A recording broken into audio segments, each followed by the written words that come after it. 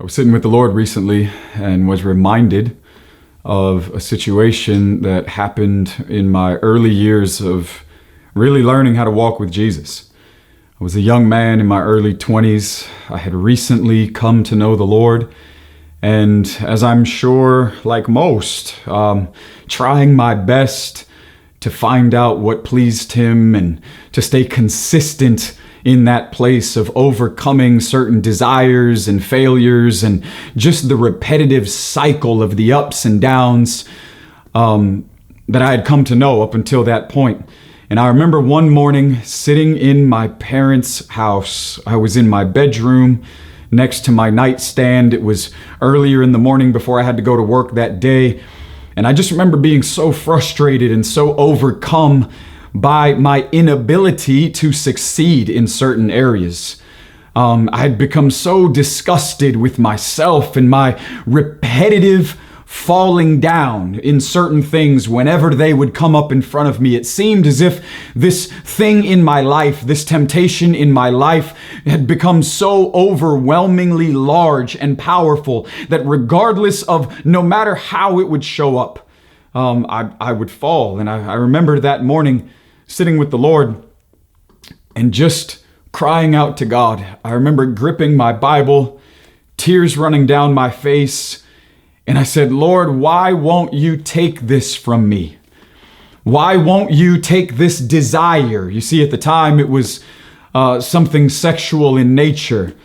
You see, but regardless of what the temptation was, the issue was the temptation itself and my inability to conquer certain things that continued to happen in my life. And as I gripped my Bible and tears streamed down my face, I said, you want me to succeed. Why won't you take this from me? You see, I thought that the solution was to cry out to God and to have Him rescue me by way of removing this desire that was in me. You see, I had come to a place where I felt as if the only way that I could be successful was to be delivered from this desire.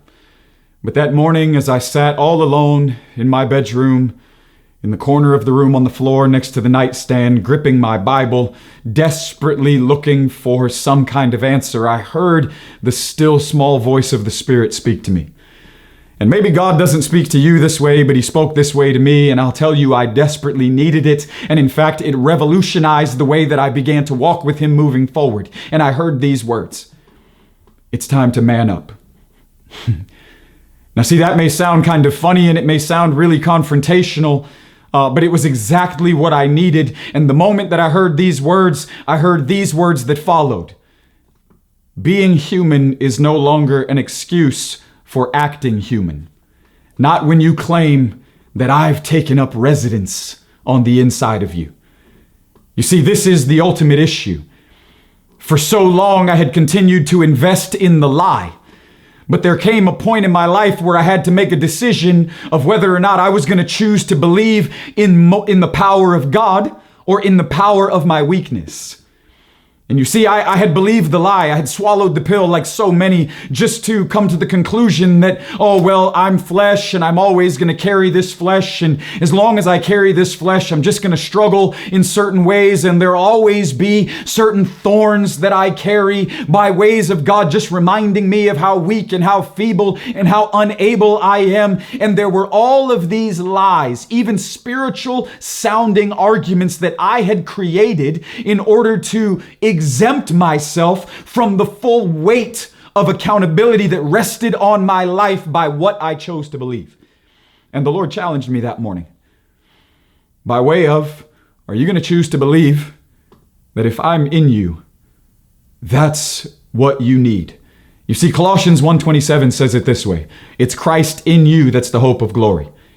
You see, my hope has never been that one day I'm going to be strong enough, that I'm going to be spiritually able enough, that I'm going to be able to flex my muscles at certain issues or trials or temptations, be it as they come. My only hope and the anchor in my heart and in my life is that Jesus is really on the inside of me, and that if God is inside, there is nothing in or out that should be able to overwhelm me by way of conquering me.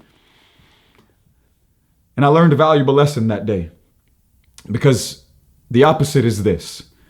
When we choose to continue to invest in the lie, being that I'm always going to be weak, I'm always going to have this struggle, you don't understand, it's just my vice, it's just the thing that always gets me. When I continually invest in the lie, I make immediate exemptions for future behaviors.